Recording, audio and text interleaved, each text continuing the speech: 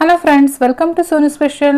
ಇವತ್ತು ಬೆಳಗಿನ ತಿಂಡಿಗೆ ತುಂಬ ಸುಲಭವಾಗಿ ನಿಂಬೆಹಣ್ಣಿನ ಚಿತ್ರಾನ್ನ ಹೇಗೆ ಮಾಡೋದು ಅಂತ ಹೇಳಿ ತೋರಿಸ್ಕೊಡ್ತಾ ಇದ್ದೀನಿ. ಬನ್ನಿ ವಿಡಿಯೋ ಸ್ಟಾರ್ಟ್ ಮಾಡೋಣ.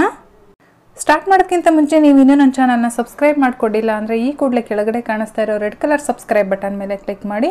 ಹಾಗೆ ನಾನು ಮುಂದಿನ ವಿಡಿಯೋ ನೋಟಿಫಿಕೇಷನ್ಗಾಗಿ ಪಕ್ಕದಲ್ಲೇ ಕಾಣಿಸೋ ಬೆಲ್ ಐಕಾನ್ ಮೇಲೆ ಕೂಡ ಕ್ಲಿಕ್ ಮಾಡ್ಕೊಳ್ಳಿ. ಬನ್ನಿ ಇವಾಗ ನಿಂಬೆಹಣ್ಣಿನ ಚಿತ್ರಾನ್ನ ಅತಿ ಸುಲಭವಾಗಿ ಯಾವ ರೀತಿ ಮಾಡೋದು ಅಂತೇಳಿ ತಿಳ್ಕೊಳ್ಳೋಣ. ನಾನಿಲ್ಲಿ ಮೊದಲಿಗೆ ಒಂದು ಫ್ರೈಯಿಂಗ್ ಪ್ಯಾನ್ಗೆ ಒಂದು 2 ಟೇಬಲ್ ಸ್ಪೂನಷ್ಟು ಎಣ್ಣೆನ ಬಿಸಿ ಮಾಡೋಕ್ಕೆ ಇಟ್ಟಿದ್ದೀನಿ. ಎಣ್ಣೆ ಬಿಸಿ ಆದಮೇಲೆ ನಾನಿಲ್ಲಿ 2 ಟೇಬಲ್ ಸ್ಪೂನಷ್ಟು ಕಡಲೆಕಾಯಿ ಬೀಜನ ಹಾಕ್ತಾ ಇದ್ದೀನಿ.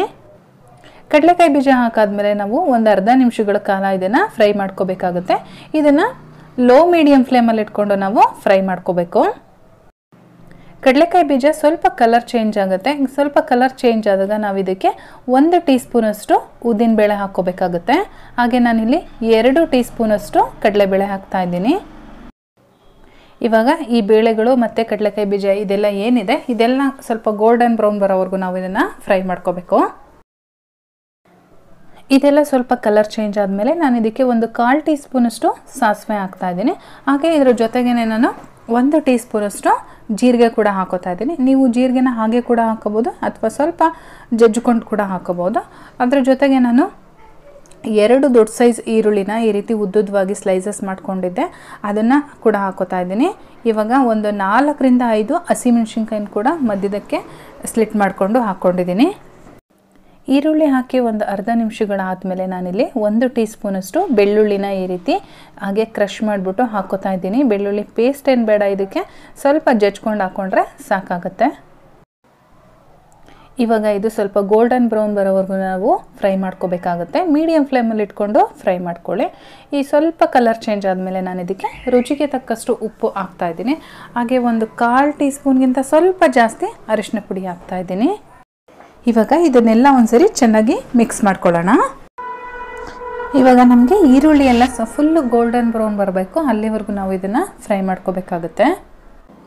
ಒಂದು 2 ನಿಮಿಷಗಳ ಕಾಲ ಫ್ರೈ ಮಾಡಿಕೊಂಡ್ರೆ ಸಾಕಾಗುತ್ತೆ. ನೋಡಿ ಇವಾಗ ಫುಲ್ ಟ್ರಾನ್ಸ್ಪರೆಂಟ್ ಆಗಿದೆ. ನಾನಿವಾಗ ಈ ಟೈಮಲ್ಲಿ ಒಂದು 2 ಟೇಬಲ್ ಸ್ಪೂನಷ್ಟು ತೆಂಗಿನಕಾಯಿ ತುರಿನ ಇದರೊಳಗಡೆ ಹಾಕ್ತಾ ಇದ್ದೀನಿ.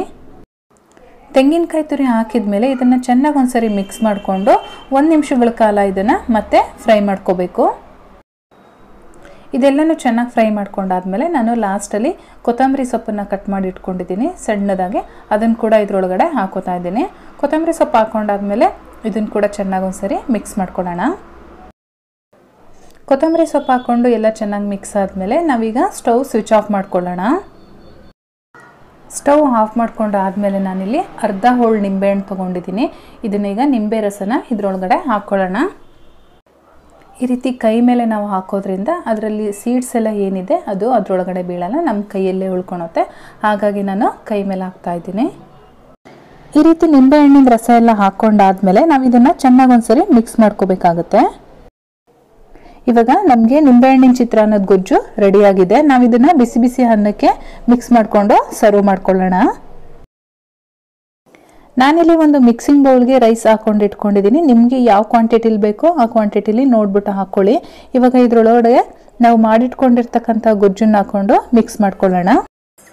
ಫ್ರೆಂಡ್ಸ್, ನೋಡಿದ್ರಲ್ಲ, ಇವತ್ತಿನ ರೆಸಿಪಿ ನಿಮಗೆಲ್ಲ ಇಷ್ಟ ಆಗಿದ್ರೆ ದಯವಿಟ್ಟು ಲೈಕ್ ಮಾಡಿ.